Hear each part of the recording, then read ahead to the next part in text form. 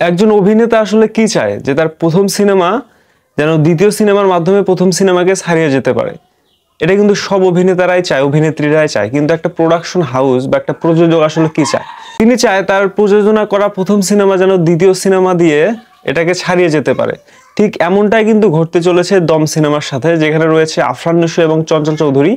সম্প্রতি একটা ইন্টারভিউর মাধ্যমে কিন্তু জানা গেছে শাহরিয়ার শাকিল, যিনি ব্যবস্থাপনা পরিচালক হচ্ছে আলফা এর, তিনি কিন্তু বলেছে যে সুড়ঙ্গ, দাগি, তাণ্ডব, তুফান এগুলো দিয়ে কিন্তু দর্শকদের মধ্যে একটা অন্যরকম একটা চাওয়া পাওয়া তৈরি হয়েছে, কিন্তু তার নেক্সট যে ফিল্ম দম সিনেমাটা, এটা দিয়ে যদি ওই লেভেলের হাইপটা যদি না ধরে রাখতে পারে তাহলে কিন্তু দর্শকরা হতাশ হয়ে যাবে। এবং এটা খুবই বড় স্কেলের, খুবই বিগ ক্যানভাসে কিন্তু এই সিনেমাটা নির্মিত হতে যাচ্ছে। আমরা জেনেছিলাম 2023 সালের তুফান সিনেমার যখন অ্যানাউন্সমেন্ট করা হয় তখন কিন্তু দম সিনেমারও অ্যানাউন্সমেন্ট করা হয়েছিল। তখন কিন্তু জানা গিয়েছিল যে এখানে কেন্দ্রীয় চরিত্রে অভিনয় করবে চঞ্চল চৌধুরী এবং এটা ডিরেক্টর হচ্ছেন রেদওয়ান রনি। বেশ 1-1.5 বছর পরে কিন্তু আবার এই সিনেমা নিয়ে আলোচনা হচ্ছে এবং আবার নতুন করে সাইনিং শোনা গেল যে আফরান নিশো এই সিনেমায় যুক্ত হয়েছেন। মূলত আমার কাছে মনে হচ্ছে এতদিনে সিনেমাটার গল্প অনেকাংশে চেঞ্জ করা হয়েছে, কেননা তখন ভাবা হয়েছিল যে চঞ্চল চৌধুরীকে লিড ক্যারেক্টারে ভাবা হয়েছিল, এবং এখানে যেহেতু আফরান নিশোর মতো একজন তুখোর অভিনেতাও এখানে জয়েন হয়েছে, তার মানে বোঝা যাচ্ছে এখানে আসলে দুইজনের ক্যারেক্টারের মধ্যে আসলে এরকম ব্যাপার রয়েছে, নাহলে কিন্তু এই সিনেমাটায় তারা যুক্ত হতো না।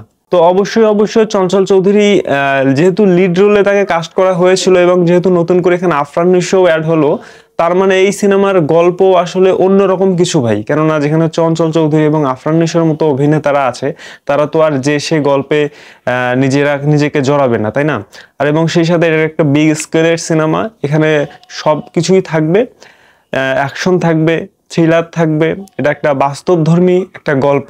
এবং তার পাশাপাশি সব থেকে বড় ইস্যু হচ্ছে ঈদ উল ফিতরে শাকিব খানেরও একটা সিনেমা আসতে যাচ্ছে, once upon A time in Dhaka. সিনেমাটার সাথে আফরান নিশো এবং চঞ্চল চৌধুরীর যে সিনেমা দম সিনেমা, এটার একটা কিন্তু সেই লেভেলের টক্কর হবে।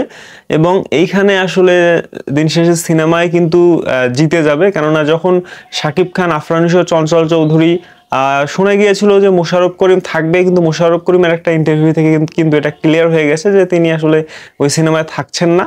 থাকতেও পারে, শেষ পর্যন্ত বলা যায় না, কিন্তু তারপরেও যদি থাকে তাহলে ওইদিকে শাকিব খান, মোশাররফ করিম, এইদিকে চঞ্চল চৌধুরী, আফরান নিশো, এবং এইদিকে হচ্ছে একটা স্ট্রং একটা পরিচালক এবং প্রযোজনা প্রতিষ্ঠানও রয়েছে, আলফাই আছে, এসবিএফ আছে, চরকি আছে, এবং সেই সাথে রেদওয়ান রনি, যিনি নিজেও অনেক বছর পর ডিরেক্টর হিসেবে ফিরছেন। তো আমার কাছে মনে হচ্ছে এই সিনেমাটা যদি ঠিকঠাকভাবে সময় মতো রিলিজ হয় এবং সেই সাথে শাকিব খানের সিনেমাটাও যদি ঈদ উল ফিতরে আসে, তাহলে ভাই অন্য রকমের একটা টক্কর হবে এবং দিন শেষে সিনেমার যে সিনেমা এটাই কিন্তু জিতে যাবে। বাংলাদেশের সিনেমা প্রেমীরা আসলে সিনেমাগুলো উপভোগ করতে পারবে। তো